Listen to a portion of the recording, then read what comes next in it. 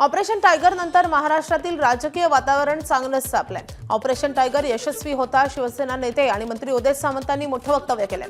Coffee with Kaushik या आमच्या कार्यक्रमामध्ये श्रीकांत शिंदेंना केंद्रात मंत्रिपद देण्यासंदर्भात उदय सामंत यांनी कॉफी विथ कौशिकमध्ये भाष्य केलंय।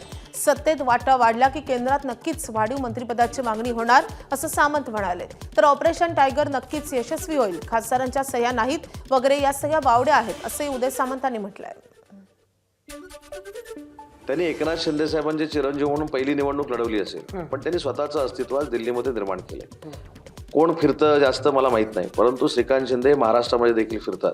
त्याच्यामुळे या सगळ्या खासदारांबरोबर त्यांचा एक वेगळा रॅपो आहे, मैत्रीचे संबंध आहेत, त्याचा देखील उपयोग झाला असेल। आणि म्हणून मी सांगितलं की शिंदे साहेबांचं नेतृत्व हे सर्वमान्य आहे, आकर्षित करणारं आहे, पण या सगळ्या घडामोडीमध्ये श्रीकांत शिंदेचा देखील रोल हा मैत्रीचा फार मोठा होता हे ऐकिवात आहे। आता जे कोण काय बावड्या उठवत आहेत की कदाचित सही झालेली नसेल, कदाचित अजून काय झालेलं नसेल।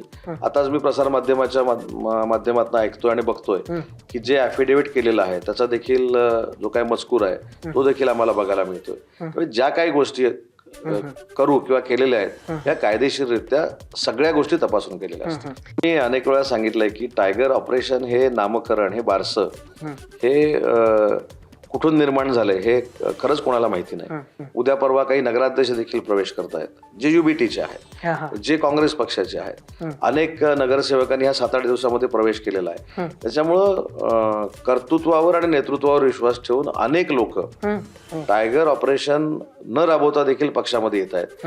त्याच्यामुळे टायगर ऑपरेशन आता ते तुम्ही सुरू राहणार न राहणार याच्यापेक्षा पक्ष प्रवेश सुरूच राहणार आहेत। एबीपी माझा, उघडा डोळे बघा नीट।